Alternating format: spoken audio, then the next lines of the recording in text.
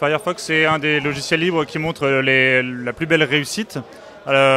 Côté grand public, on a un taux d'utilisation très important. Ça montre à la fois la réussite d'un point de vue esthétique, d'un point de vue technique, un logiciel qui fonctionne, qui marche bien, qui est innovant, qui montre la sécurité qu'on peut obtenir avec le logiciel libre sur les aspects techniques, qui montre les aspects innovants, qui démontre un peu toutes les qualités qu'on peut trouver dans le monde du logiciel libre, qui montre qu'il peut être traduit en multilingue et qu'il est utilisable, adaptable par plein de contributeurs, qui montre qu'on peut développer une économie, une activité forte, une communauté forte autour des ajouts et des extensions qu'on peut faire sur le navigateur.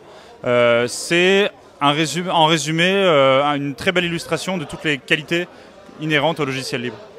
Très bien. Aujourd'hui, il y a un autre enjeu derrière un navigateur, c'est l'interopérabilité, donc des enjeux qui sont forts pour l'April. Donc justement, c'est un point fort de Mozilla aujourd'hui. Oui, tout à fait. Le fait d'être interopérable, d'exister sur plusieurs systèmes d'exploitation différents, de respecter les standards en usage sur Internet, d'afficher correctement les pages, de pouvoir faire émerger des nouvelles technologies qui respectent la neutralité du net, les formats ouverts, l'interopérabilité. C'est essentiel pour l'écosystème Internet, c'est essentiel pour la liberté d'expression, c'est essentiel pour l'innovation d'un point de vue entrepreneurial sur Internet, c'est simplement essentiel pour le web, pour Internet et pour le développement des nouvelles technologies de manière générale. Très bien. Et juste pour conclure, vous avez inauguré il n'y a pas très longtemps le livre La bataille d'Adopi. Justement, il y a un enjeu fort sur Internet. Est-ce qu'aujourd'hui, tu penses que le net va dans le bon sens de ce point de vue-là? Alors, il y a des choses qui sont contradictoires. D'un point de vue technique, d'un point de vue innovation, d'un point de vue évolution, d'un point de vue convergence, les possibilités offertes par le numérique, les réseaux, la combinaison, la synergie qu'on trouve entre le logiciel libre et les réseaux comme Internet, d'un point de vue technique, c'est très innovant, ça bouge beaucoup. On voit des nouveautés en permanence.